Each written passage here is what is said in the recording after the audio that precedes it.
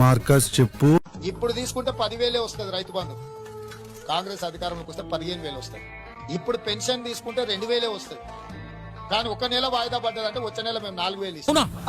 అవునా మీరు TV serial actors లాగా మూడు సార్లు రియాక్ట్ కాకండి. అన్నిటికీ మ్యాటర్ ఒకటి.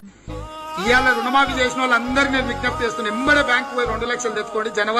డిసెంబర్ 9 నాడు నేను రాగానే మాఫీ చేస్తానని ఒప్పుకున్నావు కదా నువ్వు మొన్న. ఇయాలటికి మొన్న అయితే రేపటికి నిన్న. ఈ రోజే మంత్రివర్గం సమావేశం ఏర్పాటు చేసి విధానపరమైన ఈ గ్యారంటీలను ఆమోదింపజేసుకొని 100 రోజుల్లోనే ఈ పథకాలను అమలు చేయడానికి స్పష్టంగా కాంగ్రెస్ భవిష్యత్ ప్రణాళికతోని తెలంగాణ ప్రజల ముందుకు అభయహస్తం పథకం కింద ఈ పథకాన్ని అమలు చేయడం జరుగుతుంది. చేస్తాడు ఏదో ఒక సొల్లు చెప్తుంటావు కదా, చెప్పు. ఇప్పుడు కూడా చెప్తే ఏదో ఒకటి. ఇప్పుడు పూర్తిగా పరిపాలన కేంద్ర ఎన్నికల సంఘం చేతిలోకి వెళ్ళిపోయింది. కాంగ్రెస్ పార్టీ ప్రభుత్వం చేతిలో అధికారం లేదు. మాట మీద నిలబడే మనిషివి కావట్టిల్లు నువ్వు. నిలబడా నేను